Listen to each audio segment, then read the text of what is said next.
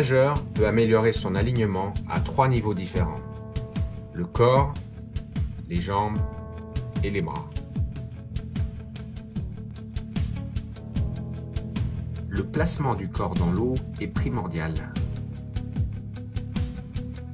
Si le nageur occupe beaucoup de place sur le plan vertical, cela génère du freinage.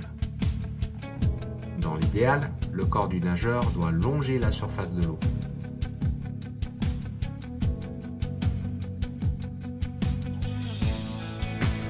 Le nageur doit également faire attention à son alignement latéral. Un mauvais alignement latéral augmente l'espace occupé en largeur. Lors de son extension, le nageur ne doit pas croiser l'axe central de son corps. Si le bras croise cet axe, le nageur occupe plus de place.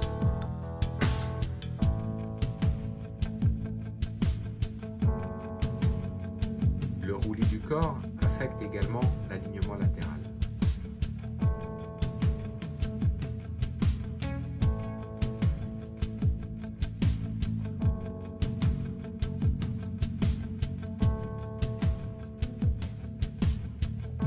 Quand le roulis est insuffisant, le nageur est obligé d'avoir un retour de bras très large pour garder la main hors de l'eau.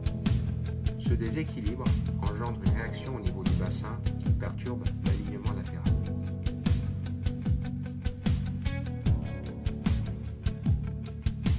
Les muscles du tronc interviennent au niveau de l'alignement. Une bonne préparation physique permet de renforcer les muscles et de stabiliser le corps. La place occupée par le battement ne doit pas gêner la progression dans l'eau. Un battement trop profond perturbe l'alignement vertical en plus d'être source de fatigue. Le battement peut également perturber l'alignement latéral.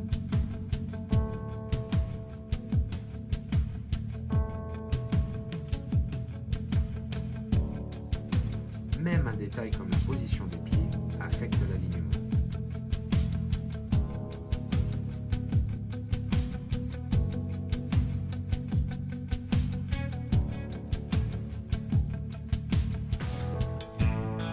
C'est lors de la rentrée que le nageur doit être le plus attentif à l'alignement de ses bras. Le bras doit être en ligne avec la surface de l'eau. Il est important d'éviter d'avoir un angle entre la surface de l'eau et le bras lors de la rentrée. L'alignement est également perturbé si le poignet est cassé quand le bras progresse vers l'avant. La main doit se glisser sous la surface de l'eau.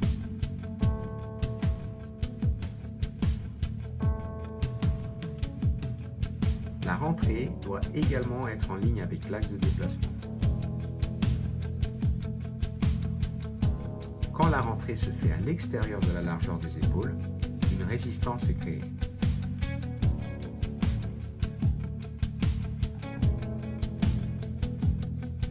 Bien nager, c'est être capable de gérer l'alignement et la propulsion au cours de la même action.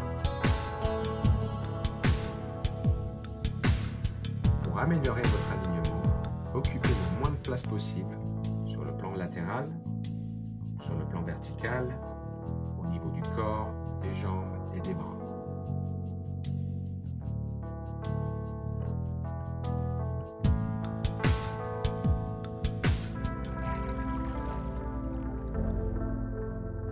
Une bonne technique de nage est le résultat de 2 facteurs. D'une part, un bon alignement et d'autre part, une propulsion efficace. Pour se projeter vers l'avant, le nageur oriente ses appuis vers l'arrière. L'erreur la plus fréquente est de mal orienter les appuis, soit vers le fond ou vers la surface.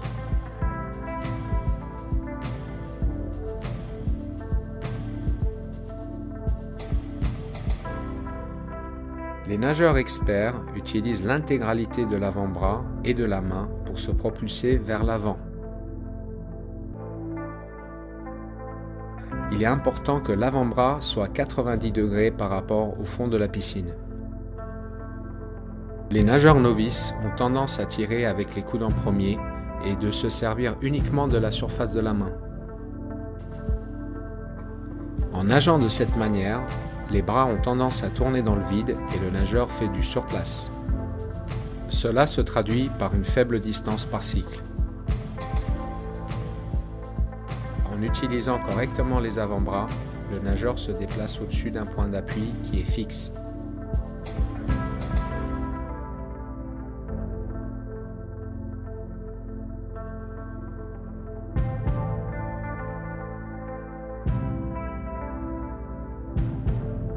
Si la trajectoire de la main s'éloigne trop de l'axe central, il y a une perte de force.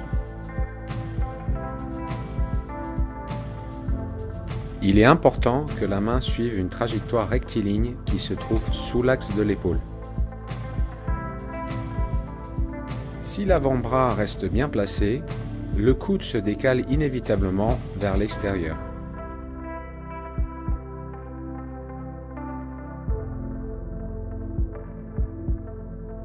Les bons nageurs restent relâchés pendant une majorité du cycle et contractent leurs muscles uniquement pendant la traction sous-marine.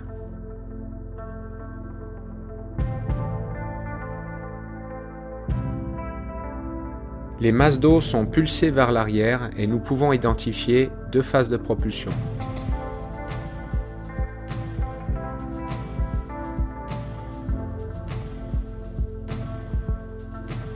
La majorité du déplacement vers l'avant est générée par la première phase de propulsion.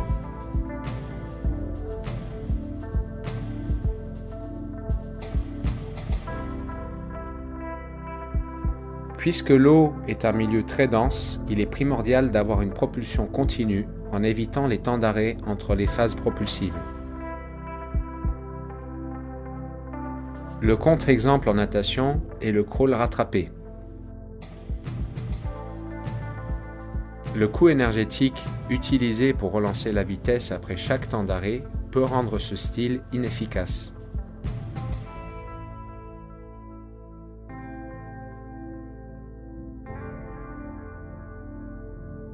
Dans toutes les nages, une propulsion efficace est le résultat d'une orientation correcte des appuis, de l'utilisation des bons muscles au bon moment et de la continuité.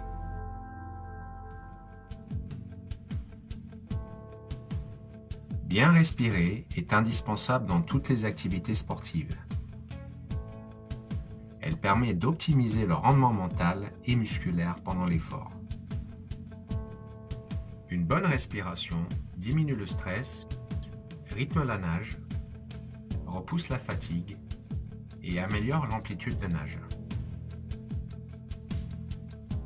Il est plus facile d'avoir un rythme de bras constant si la respiration est régulière.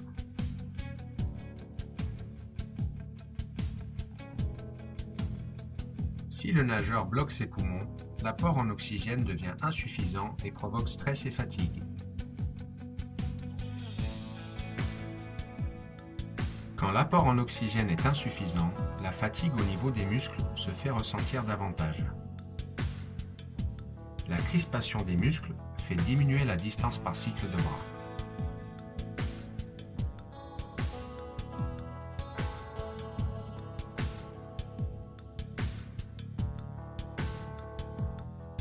Le nageur peut améliorer sa respiration à 3 niveaux différents. Le timing respiratoire, la rotation de la tête et le choix du rythme.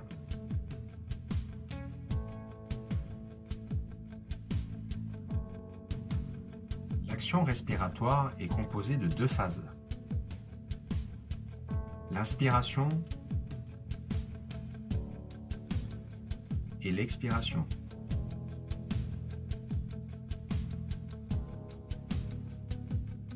La respiration doit se faire sans interruption.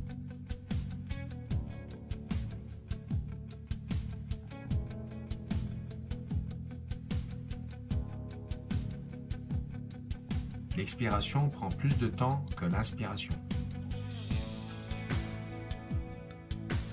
Il est indispensable d'expirer pendant que le visage est dans l'eau, de manière à minimiser le temps passé sur le côté.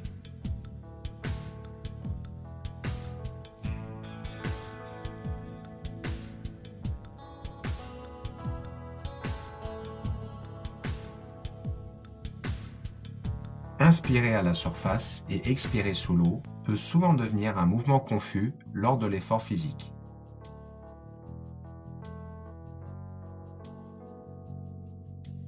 Bloquer sa respiration sous l'eau oblige le nageur à expirer et à inspirer à la surface.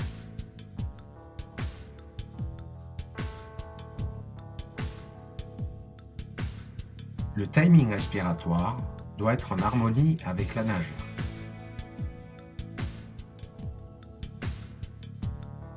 La rotation de la tête peut perturber l'alignement et la propulsion. C'est pourquoi, les 3/4 du temps, le visage du nageur est dans l'eau. Le temps passé sur le côté est minimal. La respiration doit être coordonnée avec le roulis du corps.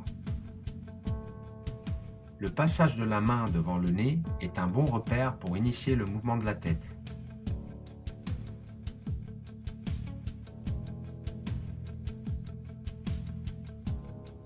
Si le nageur tourne la tête trop tôt, il sera obligé de relever la tête pour sortir la bouche de l'eau.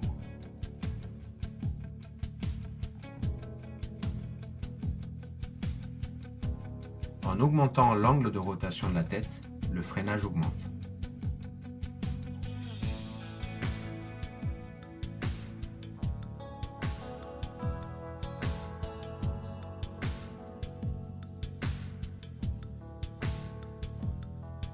Avec un bon timing, il est possible de respirer dans le creux de la vague et de réduire l'angle de rotation de la tête. Quand le geste est correctement effectué, une lunette reste sous l'eau.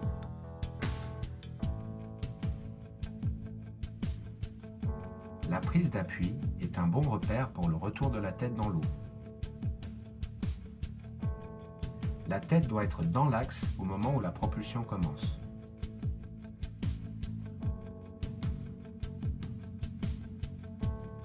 Si la tête revient dans l'eau en retard, cela affecte l'orientation des appuis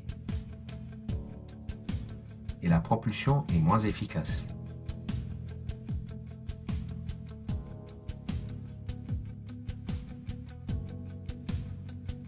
Le mouvement global de la tête est fluide et continu.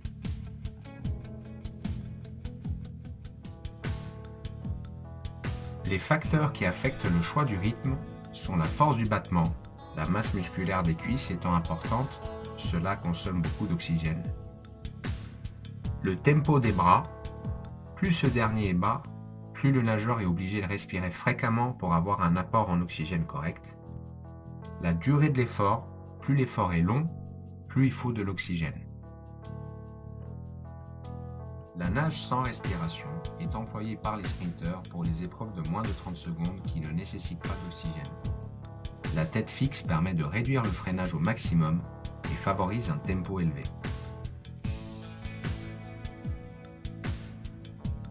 La respiration 2 temps apporte de l'oxygène plus fréquemment, ce qui est utile quand le tempo est bas ou quand le battement de jambes est assez fort. Aussi, la respiration 2 temps permet de respirer du côté où les nageurs se sentent le plus à l'aise, ce qui est important chez les personnes qui appréhendent le milieu aquatique. La respiration 3 temps permet de travailler la symétrie et l'équilibre.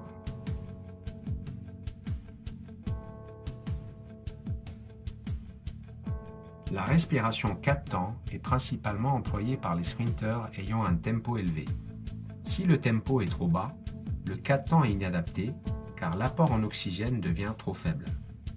On retrouve le 4 temps aussi chez certains nageurs de demi-fond ayant un tempo élevé couplé à un battement léger qui consomme peu d'oxygène. Puisque la respiration affecte l'alignement et la propulsion, il est important qu'elle soit bien gérée. Pour une respiration efficace, minimisez le temps passé avec la tête sur le côté, expirez quand le visage est dans l'eau, ne jamais bloquer les poumons, synchronisez la respiration avec le roulis du corps et restez fluide et ne jamais sortir plus d'une lunette de l'eau.